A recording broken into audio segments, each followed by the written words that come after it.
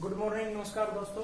आज हम पढ़ेंगे वर्ल्ड पॉपुलेशन का जो हमारा एक वीडियो लेक्चर रहता था ग्रोथ का, यानी ये तो हम पिछले लेक्चर में कर चुके हैं डेंसिटी और डिस्ट्रीब्यूशन, और आज हम करेंगे ग्रोथ, पॉपुलेशन ग्रोथ। क्या होती है पॉपुलेशन ग्रोथ? कि किसी पर्टिकुलर एरिया में किसी टाइम पीरियड के दौरान एक टाइम पीरियड आएगा, एक टाइम पीरियड के दौरान किसी पर्टिकुलर रीजन में पॉपुलेशन की इंक्रीजिंग होगा, यानी किसी टाइम पीरियड के दौरान किसी स्पेशल रीजन में पॉपुलेशन की इंक्रीजिंग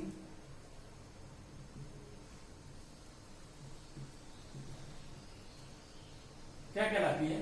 पॉपुलेशन ग्रोथ। यानी पॉपुलेशन में चेंजेस आना या उसकी जनसंख्या में या उसकी में बढ़ना या इंक्रीजिंग होना, वो क्या कहलाता है? सब पॉपुलेशन ग्रोथ। या अब ये होता क्या है?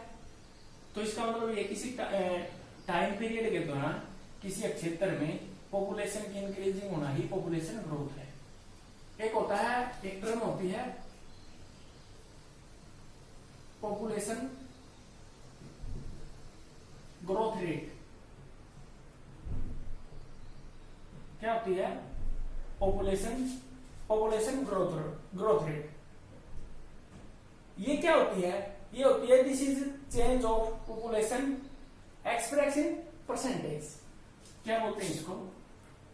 This is change of population. क्या है? जनसंख्या में परिवर्तन है। और क्या करते हैं इसको? Express in percentage. Express in प्रतिशत, परसेंटेज। पॉपुलेशन ग्रोथ रेट को हम परसेंटेज में कहते हैं उसकी कितनी पॉपुलेशन इंक्रीज हुई। कहते हैं 1.5 या 1.2। इंडिया की जो पॉपुलेशन ग्रोथ रेट है वो 1.64% है। इसको हम ऐसे बोलते हैं पॉपुलेशन ग्रोथ रेट को। यानी जो पॉपुलेशन चेंज है उसको हम परसेंटेज में एक्सप्रेस करें या परसेंटेज में उसको व्यक्त करें तो क्या करेंगे? उसको पॉपुलेशन ग्रोथ रेट बोलेंगे। और ग्रोथ क्या होता है? किसी टाइम पीरियड के दौरान चेंजेस हुए जो इंक्रीजिंग हुए हैं उसको बोलते हैं हम पॉपुलेशन ग्रोथ रेट और पॉपुलेशन ग्रोथ। ये दो टर्म थी। आगे है टर्म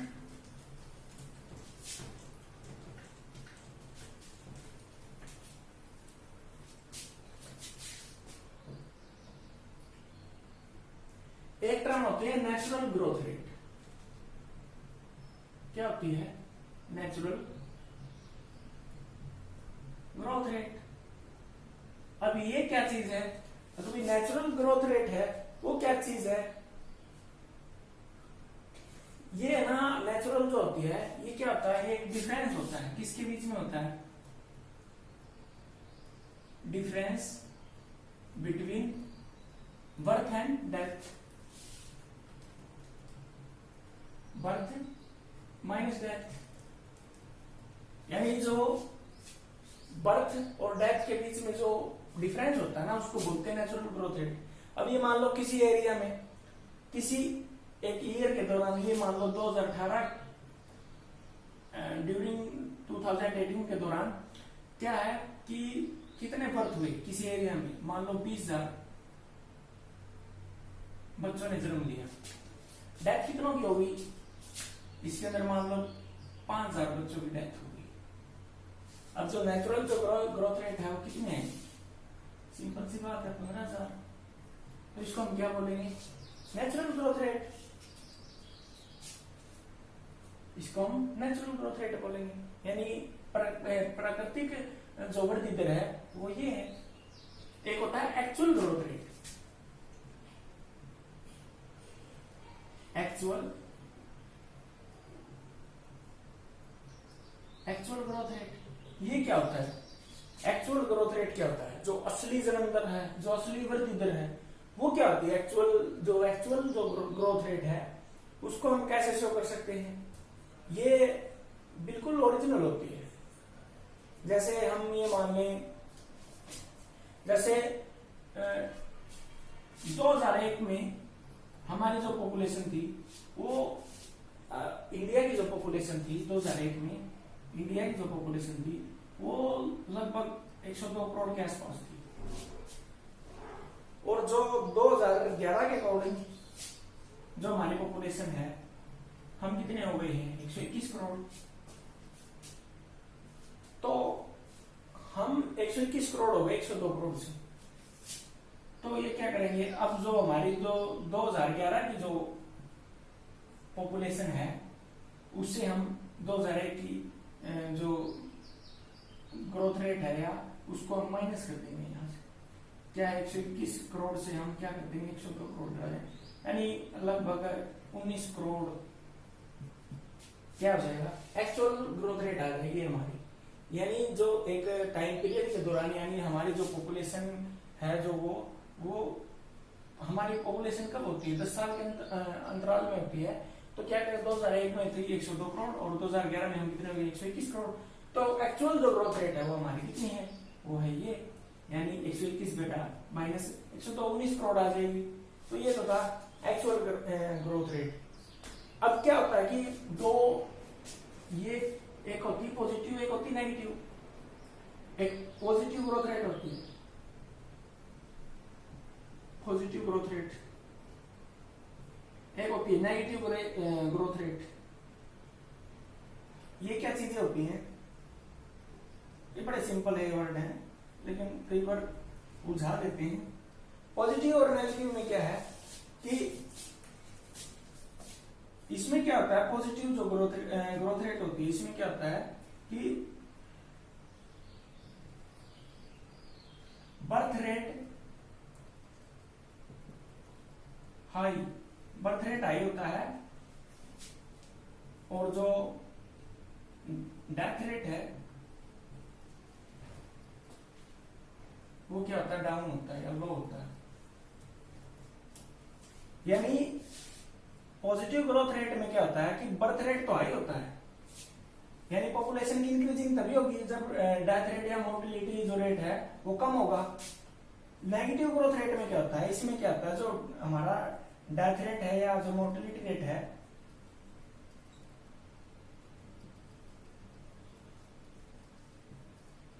वो क्या होता है, हाई होता है। किसकी कंपैरिजन में, बर्थ रेट की, बर्थ रेट के कंपैरिजन रेट होगा। जो ये था पॉजिटिव और नेगेटिव, ये दो टर्म थी।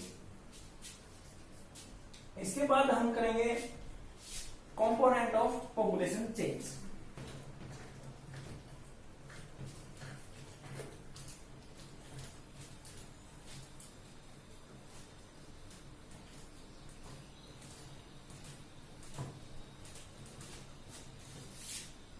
अब क्या करेंगे हम, कंपोनेंट्स ऑफ पॉपुलेशन चेंज।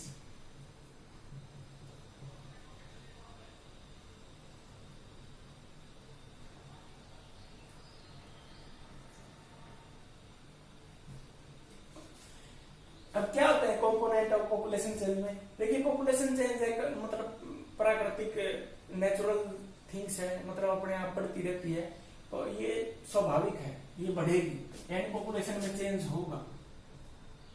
इसको एक हद तक ही कंट्रोल किया जा सकता है।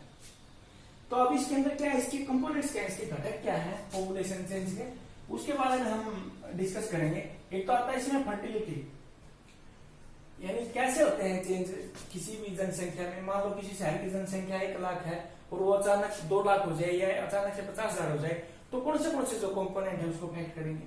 नंबर 1 है फर्टिलिटी। फर्टिलिटी यानी बर्थ रेट कौन बोलते हैं, फर्टिलिटी। अब ये कैसे इफेक्ट करती है, ये सबसे ज्यादा इफेक्ट करती है, यानी वहां की जो बर्थ है उस एरिया की या जो उस रीजन की या उस शहर की, उस सिटी की। तो ये कैसे निकालते हैं बर्थ रेट या फर्टिलिटी रेट, कि जैसे 1000 महिलाओं पर, यानी 1000 महिलाओं द्वारा जो जीवित बच्चे हैं ना, उनको हम इसके अंदर लेते हैं। इसका फॉर्मूला ये होता है B/P multiply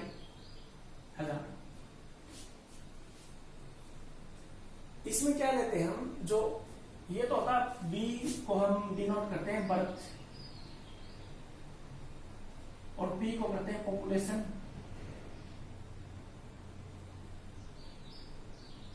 of mid year.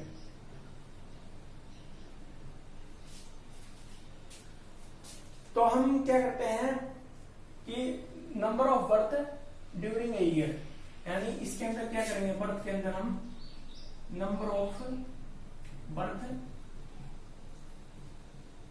During a year, और पॉपुलेशन लेते हैं हम पॉपुलेशन ऑफ मिड ईयर, यानी मध्य की जनसंख्या लेते हैं, और मल्टीप्लाई में क्या करते हैं, आधार कर देते हैं।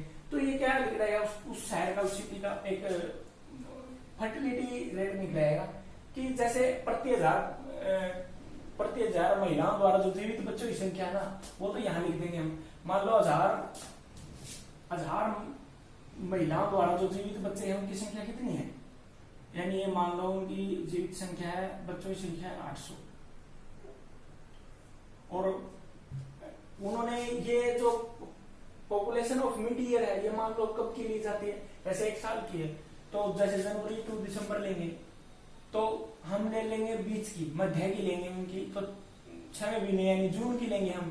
जून में जो बच्चों ने जन्म लिया है वो कितनी संख्या है, मान लो जून में बच्चों ने जन्म लिया है 35-40, आप जितना लगा लो, मल्टीप्लाई 1000। तो इसको ऐसे इस फार्मूला के द्वारा हम फर्टिलिटी रेट को निकालते हैं।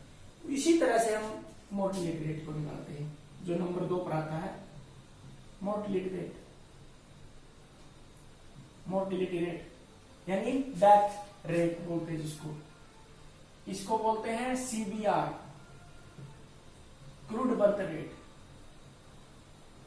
क्या बोलते हैं, क्रूड बर्थ रेट, और इसको बोलते हैं CDR, क्रूड डेथ रेट। तो इसमें क्या करेंगे हम, वही same formula, number of death divided T गुणा में मल्टीप्लाई 1000, यानी क्या करेंगे कि number of death during a year, कितनी number of death during a year, एक ईयर के दौरान प्रति 1000 पर कितनी मौतें हुई, वही पॉपुलेशन मिड वाली पॉपुलेशन ले लेंगे, estimated of mid year population, यानी मिड ईयर की जो पॉपुलेशन है उसको हम लेंगे मल्टीप्लाई में 1000। तो इस फार्मूले द्वारा हम फर्टिलिटी मोर्टिलिटी ये 2 चीजें हम निकालते हैं।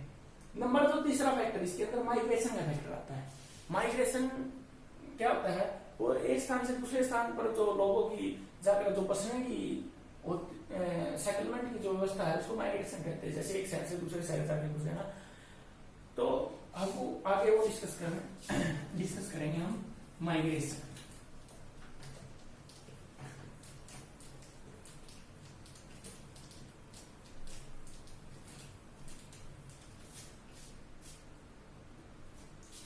अब माइग्रेशन क्या है, नंबर 3 पर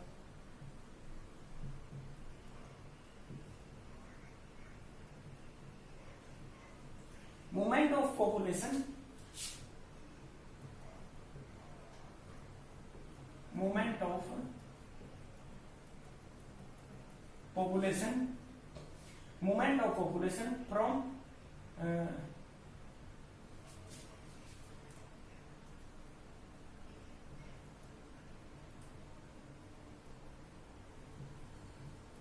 one place to another।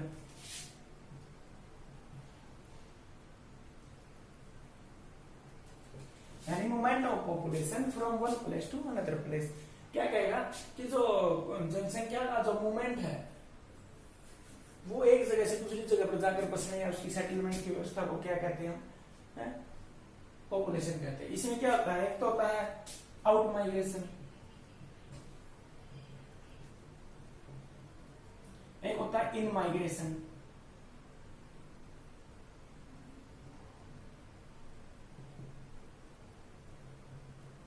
Out migration क्या होता है, बाहर जाना। आउट में तो आउट हो गया मतलब बाहर जाना, यानी गो, यानी इस शहर से बाहर जाना।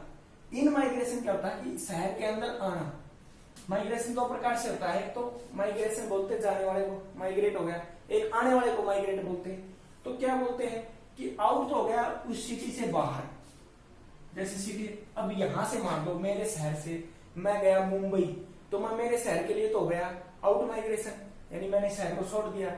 लेकिन मुंबई के लिए क्या हूं मैं, मुंबई के लिए इन माइग्रेशन, मुंबई, क्योंकि मुंबई के अंदर इन माइग्रेशन सबसे ज्यादा होता है, क्योंकि लोग छोड़ के जाते नहीं है, वहां आते ज्यादा है। कोई फिल्म सिटी है, इकोनॉमिक कैपिटल है, तो वहां पर जो इन माइग्रेशन है वो मुंबई के अंदर सबसे ज्यादा देखने को मिलता है। इसका कारण ये भी है कि एक तो फिल्म सिटी है,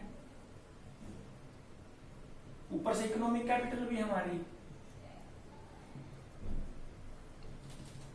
तो ये मुंबई के अंदर इंडिया में सबसे ज्यादा जो है इन माइग्रेशन पाया जाता है, क्योंकि वहां माइग्रेट होकर जो लोग हैं वो आ रहे हैं। तो ये माइग्रेशन होता है कितने प्रकार का है, ये होता है 4 प्रकार का। नंबर 1 है rural to rural migration, rural to rural migration. अब इसमें क्या है कि रूरल टू रूरल माइग्रेशन में क्या होता है कि इसका सबसे बड़ा एग्जांपल होता है कि गांव से गांव में माइग्रेशन कब होता है, गांव से गांव में सबसे ज्यादा माइग्रेशन महिलाएं करती हैं, हमारे देश की औरतें करती हैं रूरल टू रूरल माइग्रेशन। जब शादी होती है तो एक गांव से दूसरे गांव को, अपने गांव को छोड़कर दूसरे गांव में चली जाती हैं, दुल्हन बन के जाती हैं, तो ये रूरल माइग्रेशन का सबसे बड़ा एग्जाम्पल है। यानी गांव से गांव, वैसे भी होते हैं जैसे गांव टू गांव माइग्रेशन होता रहता है, किसी पर्टिकुलर रीजन की वजह से आजकल ज्यादा माइग्रेशन हो रहे हैं, धर्म की वजह से हो रहे हैं, जाति की वजह से हो रहे हैं, गांव से गांव, मतलब लोग अपना गांव छोड़कर दूसरे गांव में जा रहे हैं, उसका लेकिन आपकी स्टडी से कोई इसका मतलब नहीं है, वो एक अलग इशू है। तो इसका सबसे ज्यादा ये रीजन आप ये लगा सकते हो कि जो शादीशुदा औरतें हैं वो गांव से गांव माइग्रेट होकर जाती हैं, इसका सबसे बड़ा एग्जांपल है वो रूरल टू रूरल माइग्रेशन का। अब rural to urban, rural to urban, rural to urban migration, rural to urban migration में क्या होता है कि गांव से शहर में, ये तो सबसे ज्यादा हो ही रहा है। इसका कारण क्या है, इंडस्ट्री, इंडस्ट्री की वजह से भी हो रहा है ये, क्योंकि इंडस्ट्री एम्प्लॉयमेंट देती है, हमको नौकरियां देती हैं, एम्प्लॉयमेंट, हायर एजुकेशन, स्टडी वगैरह, स्टडी पर्पज की वजह से। यानी शहरों में क्यों लोग माइग्रेशन हो रहे हैं, बच्चों को अच्छी शिक्षा दी जाए, अच्छी हेल्थ फैसिलिटियां हैं, तो ये रूरल टू अर्बन सबसे ज्यादा होता है माइग्रेशन। तो नंबर 3 पर क्या है, urban to urban, urban to urban. अब ये करते हैं बिजनेसमैन लोग अर्बन टू अर्बन, जैसे कोई छोटे से शहर से है, मान लो कोई चंडीगढ़ से है, और वो क्या करता है कि वहां बिजनेस है उसका, लेकिन वो चंडीगढ़ से क्या करेगा, छोटा शहर होने की वजह से हो जाएगा दिल्ली, चंडीगढ़ तो हरियाणा और पंजाब की कैपिटल है, छोटा बिजनेस है, उसका सामान है, लेकिन वो क्या करेगा, अपने बिजनेस को और फैलाने के लिए कहाँ जाएगा, दिल्ली जाएगा, यानी अपने पूरे इंडिया कैपिटल में जाएगा, या वो जाएगा फॉरेन कंट्री में, वहां। ये अर्बन टू अर्बन जो माइग्रेशन है ये होता रहता है, यानी जो बिजनेसमैन लोग हैं वो ज्यादा करते हैं इसको, यानी छोटे शहर से बड़े शहरों की तरफ वो माइग्रेट होकर जाते रहते हैं। अब नंबर 5 है अर्बन टू रूरल माइग्रेशन। अब ये क्या है कि गांव से कोई शहर की तरफ जाता है, क्या आपको लगता है ऐसा, गांव से कोई शहर की तरफ माइग्रेट होकर जाता होगा? हाँ होता है, कई केसेस में होता है। जैसे क्या होता है कि कोई गांव में नौकरी लग गया, नौकरी लगने के बाद क्या किया उसने, शहर का रुख कर लिया, शहर में माइग्रेट होकर आ गया, बच्चों को अच्छी प्रकार की शिक्षा दी, लेकिन जैसे वो रिटायरमेंट होता है उसके बाद में वो क्या करता है, गांव की तरफ फिर माइग्रेट होगा, यानी बच्चे अच्छी तरह से सेटल हो गए, फैमिली सेटल होगी, और उसका क्या होगा, मन वापस ही गाँव की तरफ हो गया, यानी अर्बन टू रूरल उसका माइग्रेशन हम इसको कहेंगे। क्योंकि वो वापस ही, जैसे लोग कहते हैं गाँव सारा दिन चलता तो रहता है, गाँव से मतलब शहर से आ गया गांव में, अब तो जो इंडस्ट्रिया वगैरह ये गांव में लगने लगी, शहर से मतलब दूर एरिया में, तो सबर्बन एरिया बोलते हैं उसको, मतलब ना वो शहर का है ना वो गांव का, सब दोनों के बीच में तो ये चलता रहता है, शहर से गांव की तरफ भी लोग माइग्रेशन करते हैं। अब ये माइग्रेशन होता है क्यों? अभी आपने पढ़ा अभी, शहर से गांव, गांव से शहर, ऐसे ऐसे ऐसे ऐसे लोग आते रहते हैं। अब ये इसका कारण ही क्या है, इसका होता है क्यों? ये दो चीजें होती हैं, एक तो होता है पुल फैक्टर, एक होता है पुश फैक्टर। ये होता है पुल फैक्टर, ये होता है पुश फैक्टर। कैसे काम करते हैं माइग्रेशन के मामले में? माइग्रेशन के मामले में दो चीजें काम करती हैं, तो पुल फैक्टर, एक है पुश फैक्टर। पुल होता है खींचना, पुल होता है खींचना, और पुश होता है धकेलना। ये जैसे आपने कभी डोर पे भी लिखा होता है कि पुल करना, पुश करना, मतलब डोर जब खोलते हैं ना तो उस पे लिखा नहीं होता पुल पुश, तो हम खींचना या धकेलना, उसको धकेल के खोलना होता है या पुल करके। तो ये उसी का एक वो चीज है, ये पुल फैक्टर, पुश फैक्टर। तो ये कैसे काम करते हैं? एक शहर में, एक गांव में कैसे काम करते हैं? ये ऐसे काम करते हैं जैसे शहर में क्या है, इंडस्ट्रियां हैं, इंडस्ट्री, एम्प्लॉयमेंट, नौकरियां हैं, एम्प्लॉयमेंट है शहर में, क्या है, एम्प्लॉयमेंट है, ट्रेड है, व्यापार है, और भी सेकेंडरी टर्टरी हेल्थ फैसिलिटी है। तो ये क्या है, ये चीजें लोगों को अपनी ओर पुल करती हैं, खींचती हैं ये लोगों को, कि शहर में जाएंगे वहां पर क्या होगा, इंडस्ट्रिया मिलेंगी, लोगों को एम्प्लॉयमेंट मिलेगा, रोजगार मिलेगा, व्यापार होगा, हेल्थ फैसिलिटी अच्छी मिलेगी, एजुकेशन होगी। तो ये चीजें क्या करती हैं माइग्रेशन में? पुल फैक्टर का काम किया इन चीजों ने माइग्रेशन के मामले में। लेकिन पुश फैक्टर में क्या किया? धकेलने का काम किया। यानी ये तो था गांव से शहर की तरफ जो फैक्टर काम करता है, लेकिन शहर से गांव की तरफ भी क्या कोई फैक्टर काम करता है? बिल्कुल करता है। पुश फैक्टर शहर से गांव की तरफ भी काम करता है। अब ये धकेलेगा कहाँ? यानी या तो छोटे शहर से बड़े शहर की तरफ धकेल देगा, या धकेलेगा ये बड़े शहर से गांव की तरफ धकेल देगा आपको। अब कि जब बैलेंस बिगड़ जाता है ना किसी शहर का, तो पुश फैक्टर भी वहां पर लागू हो जाता है उसका नियम। जैसे आप किसी शहर की ये लगा लो कंडीशन तो 1 लाख की है, लेकिन उसमें पॉपुलेशन 2 लाख हो जाए, तो उसका क्या हो जाएगा? बैलेंस बिगड़ जाएगा। उसका बैलेंस क्या बिगड़ेगा? हेल्थ फैसिलिटीज में कमी आ जाएगी, या फूड सिक्योरिटी के मामले में पिछड़ जाएगा, और भी कई तरह के रीजन है जिससे वो, मतलब वहां क्या देखने को मिलेगा फिर आपको? पॉवर्टी, गरीबी, और क्या देखने को मिलेगा? अनएम्प्लॉयमेंट हो जाएगी,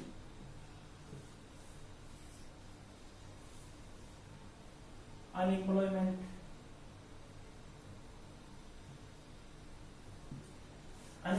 हो जाएगी, और क्या चीजें वहां मिलेंगी? पुअर फैसिलिटी हो जाएंगी हेल्थ की,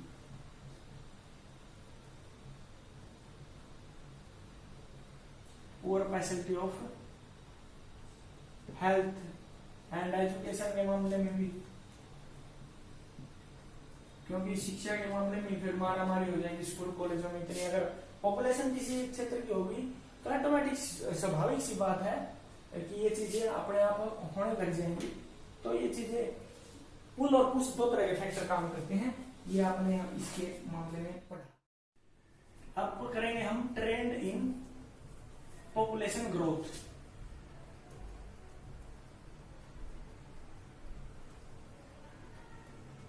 ट्रेंड इन पॉपुलेशन ग्रोथ यानी क्या प्रवृत्तियां हैं पॉपुलेशन की जो वृद्धि की है, उसके अंदर ट्रेंड बोलते हैं प्रवृत्तियों को। क्या होती है प्रवृत्ति? क्या होती है प्रवृत्तियां? ट्रेंड, यानी क्या ट्रेंड चल रहा है पॉपुलेशन का। आज हमारी जो अर्थ है, ये जो वर्ल्ड है, वर्ल्ड की पॉपुलेशन कितनी है इन प्रेजेंट टाइम? 7.7 बिलियन। आज ये प्रेजेंट टाइम में हमारी पॉपुलेशन इतनी है। क्या ये सदा ही इतनी थी? क्या ये ग्रोथ रेट ऐसे ही बढ़ रही है शुरू से लेकर अब तक? ऐसे तो नहीं था ये।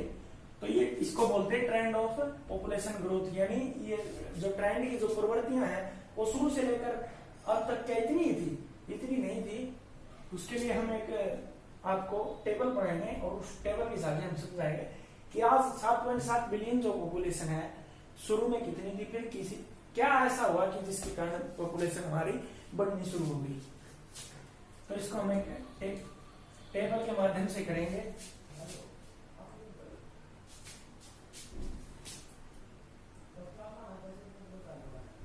ये टेबल है, इसके माध्यम से हम आपको पूरी ये करेंगे।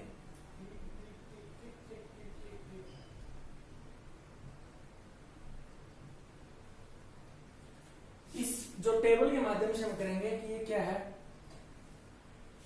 आज हम कहां पहुंचे 2000 की शताब्दी में, ये कितना 1800, ये कितना 1600, ये कितना है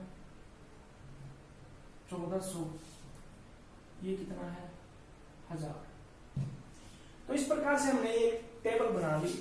अब इसका कैसे ये ट्रेंड चला कि ये है जीरो, जीरो क्या है यहां पर ईसा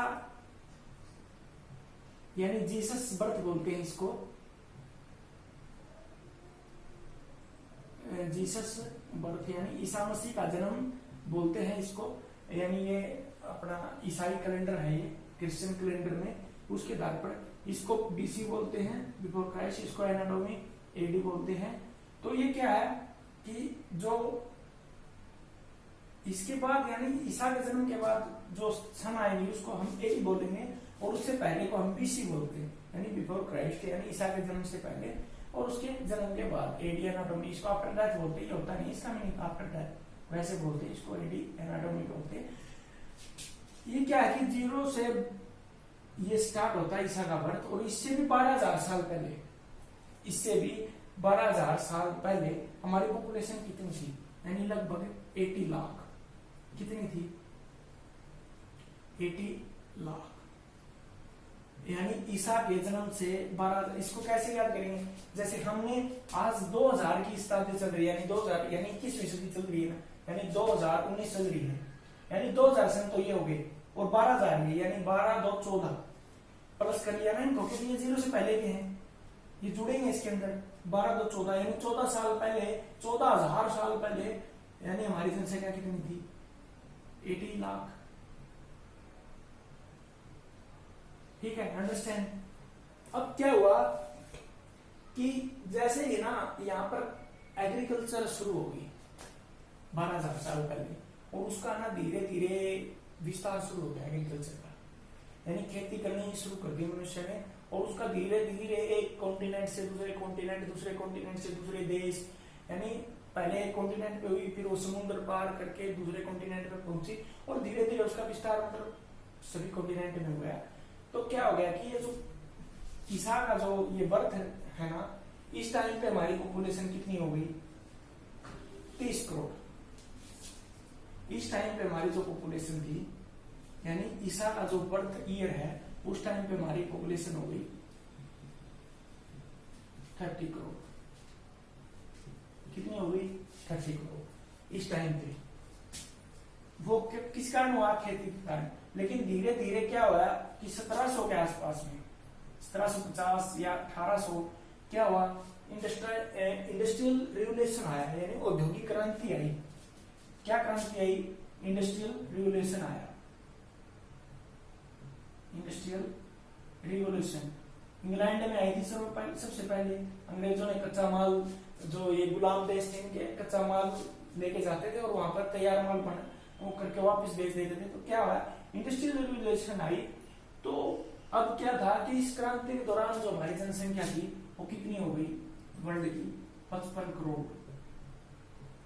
वो क्या होगी 55 करोड़ पॉपुलेशन हमारी हो गई 1750 से यानी 1800 के दौरान। और अब हमारी जो पॉपुलेशन है वो कितनी हो गई, इसको ये हम ऐसे कर सकते हैं 3 4 5 6 7 और 7। अब जो हमारी 2000 में जो पॉपुलेशन है वो 7.7 अरब है, बिलियन है। ये अरब में है सारी चीजें, यानी बिलियन। इसको बार डायग्राम से बना सकते हो आप, ऐसे करके ये ऐसे करके। अब बार डायग्राम से इसको शो कर सकते हो। जैसे 2000 में है तो इसको हम ऐसे बना सकते हैं, ऐसे शो कर सकते हैं। पेपर में अच्छे नंबर मिलेंगे इससे, एनसीईआरटी में ये अगर आप ये बना के उनको दे दोगे तो ये 1750 के बाद हमारी जनसंख्या बढ़नी ज्यादा शुरू हुई। इसका कारण क्या था? एक तो स्टीम इंजन था, स्टीम इंजन यानी भाप के इंजन की खोज कर ली थी। क्या हो गया? मनुष्य को कम काम करना पड़ता था, श्रम की आवश्यकता कम हो गई थी और सारा मशीनों से काम होने लग गया था, इंडस्ट्रियां वगैरह चलनी शुरू हो गई थी। और जो मेडिकल फैसिलिटी थी, नंबर 2 मेडिकल फैसिलिटी आ गई, एलोपैथी की दवाइयां बिकनी शुरू हो गई, मेडिकल फैसिलिटी आ गई। और क्या था? मोर्टिलिटी जो रेट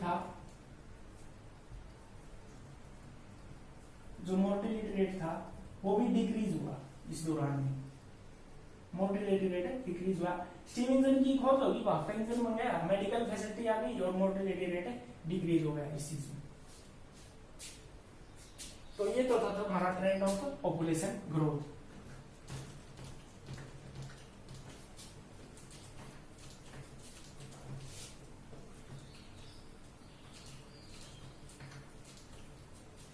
अब आगे है डबलिंग टाइम ऑफ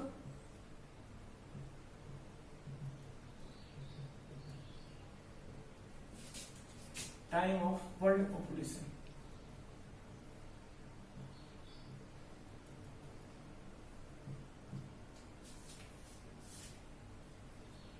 देखिए, पॉपुलेशन चेंज एक नेचुरल फिनोमिना है, वो अपने आप है, वो स्वाभाविक है, वो बढ़ती रहती है। तो इसलिए क्या कि ये डबलिंग जो पॉपुलेशन है वो वर्ल्ड की किस समय में, किस कॉन्टिनेंट की किस समय में, वो एक टेबल है। Doubling time of world population है, यानी कि विश्व की जनसंख्या, यानी विश्व की जो कॉन्टिनेंट है, यानी जो वर्ल्ड की कॉन्टिनेंट है, उसकी जनसंख्या कितने टाइम में डबल हो रही है। यानी एक जो डाटा है, ये टेबल है, ये डेमोग्राफिक ईयर बुक है, ठीक है, डेमोग्राफिक ईयर बुक है, उसके अंदर डाटा छपता है ये, और ये सोर्स वहां से लिया है, या ये टेबल वहीं से ली गई है। अब इसमें होता क्या है? इसमें एक तो ये है कि जो डेवलप्ड कंट्री है, यानी जो विकसित देश है, उनकी जो पॉपुलेशन की जो ग्रोथ रेट है वो रहती है लो, और जो डेवलपिंग कंट्री है, यानी जो विकासशील देश है, उनकी जो ग्रोथ रेट है वो रहती है हाई। यानी डेवलप कंट्री की तो रहेगी लो, और डेवलपिंग कंट्री की रहेगी जो ग्रोथ रेट है वो हाई रहेगी। इसके अंदर ये अफ्रीका का है, ये यूरोप का, ये नॉर्थ अमेरिका का, ये साउथ अमेरिका का डाटा, ये एशिया, ये ओशिनिया बोलते हैं। ऑस्ट्रेलिया के जो आसपास के जो द्वीप समूह है उनको मिलाकर बोलते हैं। वहां पर क्या है? ऑस्ट्रेलिया है, न्यूजीलैंड है और फिजी, उसको सबको मिलाकर क्या बोलते हैं? ओशिनिया बोलते हैं। तो ये क्या स्थिर है? ओशिनिया कॉन्टिनेंट की जो पॉपुलेशन है ये 1.5 तो थी 1990-95 दौरान, और 1.5 ही शो कर रहा है 2010 और 2015 के दौरान। तो इसमें अगर हम मोटे तौर पर एक बात देखें तो लगभग सभी की जो पॉपुलेशन है, जो ग्रोथ रेट है पॉपुलेशन या डबलिंग टाइम है, वो या तो स्थिर है या फिर वो ये लगा लो डिक्रीज हो रहा है।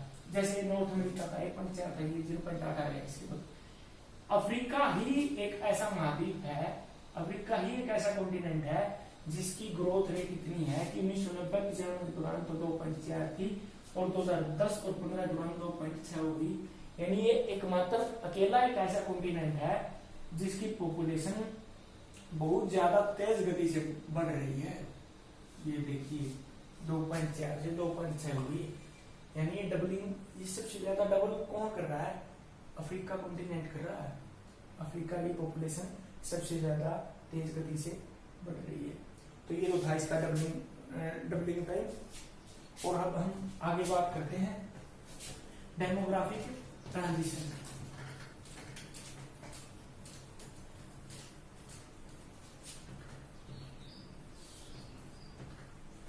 अब डेमोग्राफिक ट्रांजिशन क्या होता है? डेमोग्राफिक ट्रांजिशन क्या होता है कि इसके अंदर एक टाइम पीरियड चलता है। जैसे ये लगा लो कि जो विलेजर हैं, ग्रामीण हैं, विलेजर से क्या हो गया, डेमोग्राफिक ट्रांजिशन आ गया। ये एक थ्योरी है डेमोग्राफिक ट्रांजिशन से। ये ना चेंज हो जाएगा, ये कब क्या हो जाएगा, अब हो जाएगा ये अर्बन।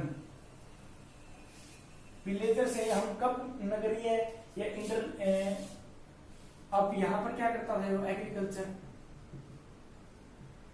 एग्रीकल्चर करते करते कब इसने इंडस्ट्री में तब्दील हो गई सारी चीजें। तो ये चीजें एक साइकिल चलता है, एक सर्कल चलता है, एक साइकिल चलता है डेमोग्राफिक ट्रांजिशन के दौरान।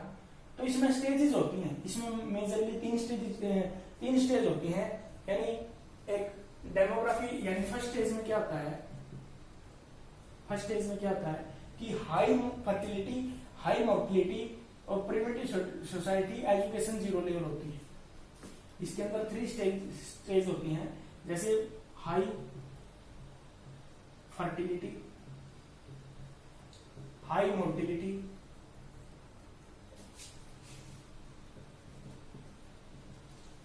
और क्या होता है एजुकेशन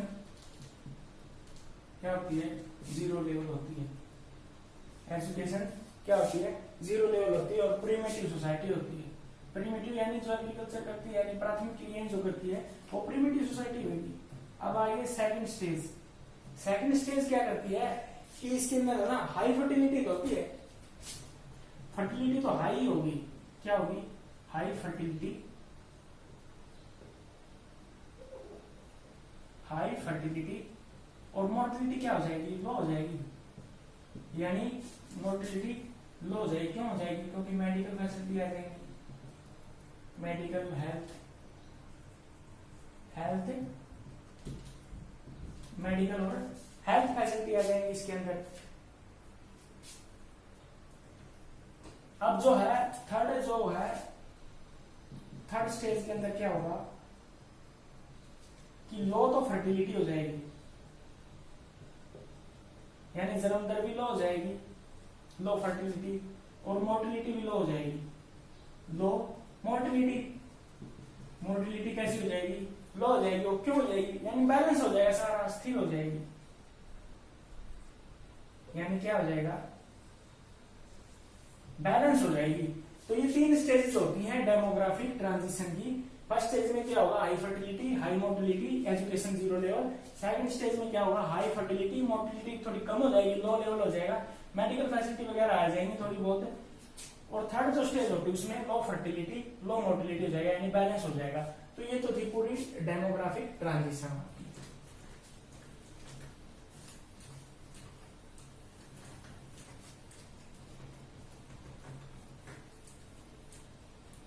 अब आ गया पॉपुलेशन कंट्रोल।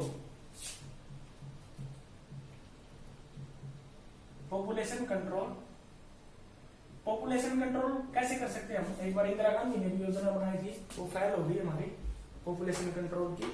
तो इसके लिए हम क्या कर सकते हैं पॉपुलेशन कंट्रोल के लिए, इसके लिए हम परिवार नियोजन की जो स्कीम है, फैमिली प्लानिंग नहीं कर सकते। ज्यादातर हम क्या कर सकते हैं, फैमिली प्लानिंग, यानी परिवार नियोजन, 2 बच्चे सुखी परिवार, इस तरह की जो योजनाएं सरकार चलाती रहती है, तो फैमिली प्लानिंग का हिस्सा है। या गैप इतना रखे कि एक बच्चे के बाद दूसरे बच्चे को कम से कम 5 या 7 साल का गैप हमें रखना चाहिए, तो वो फैमिली प्लानिंग में आएगा। उसके बाद क्या है कि गर्भ निरोधक जो मेडिकल इंस्ट्रूमेंट होते हैं या दवाइयां होती हैं उनका हमें यूज करना चाहिए। गर्भ निरोधक मेडिकल जो फैसिलिटी उनका हमें यूज करना चाहिए। उसके बाद क्या है कि एक माल्थस की थ्योरी आई थी 1798 के दौरान। माल्थस, इसने क्या कहा था, माल्थस ने कि जो पॉपुलेशन है ना वो बढ़ेगी रिसोर्सेज के मुकाबले दुगनी। यानी कि अगर पॉपुलेशन ये होगी, ये हो गए हमारे रिसोर्सेज यानी संसाधन, रिसोर्सेज, ये क्या हो गया पॉपुलेशन। अगर रिसोर्सेज हमारे पास 1 है तो पॉपुलेशन कितनी होगी, 2। अगर रिसोर्सेज 2 हैं तो पॉपुलेशन कितनी हो जाएगी हमारी, 4। अगर रिसोर्सेज हमारे पास 3 है तो पॉपुलेशन कितनी हो जाएगी, 6। यानी इसने ये कहा था माल्थस ने कि पॉपुलेशन रिसोर्सेज के मुकाबले 2 गुनी गति से बढ़ती है जनसंख्या हमारी। तो इस पर कंट्रोल करना क्या है जरूरी है, ये सरकार ने हमें बताया था। ये